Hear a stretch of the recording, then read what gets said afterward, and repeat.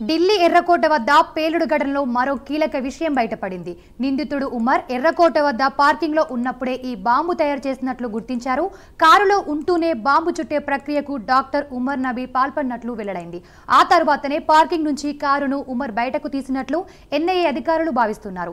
దర్యాప్తులో అనేక నివ్వెరపోయే అంశాలు బయటపడుతున్నాయి.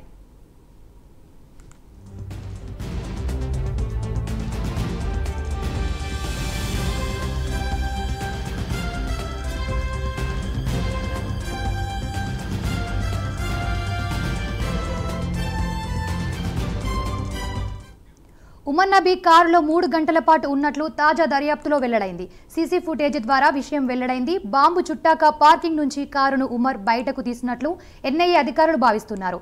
ఆ తరువాత బాంబును ఉమర్ నబీ పేల్చివేసినట్లు అధికారులు భావిస్తున్నారు.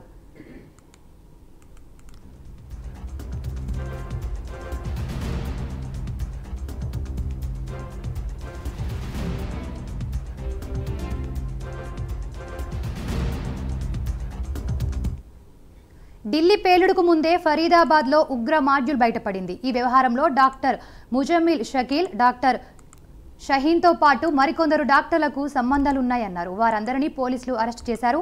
దీంతో తనను కూడా ఎక్కడ అరెస్టు చేస్తానో అని డాక్టర్ ఉమర్ నబీ భయపడి అప్పటికప్పుడు బాంబును పేల్చివేయాలని నిర్ణయం తీసుకొని ఉంటాడని దర్యాప్తు అధికారులు భావిస్తున్నారు.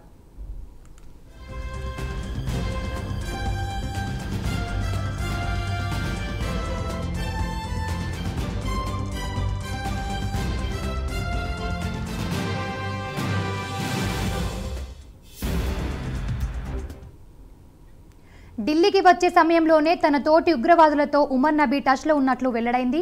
బాంబు పేలుడుకు ఏ ప్రాంతాన్ని లక్ష్యంగా చేసుకోవాలనే దానిపై వారి మధ్య చర్చలు జరిగి ఉండొచ్చని దర్యాప్తు అధికారులు అనుమానిస్తున్నారు. అయితే చివరకు ఎర్రకోట సమీపాన బాంబు పేల్చాలని నిర్ణయించినట్లు అధికారులు భావిస్తున్నారు.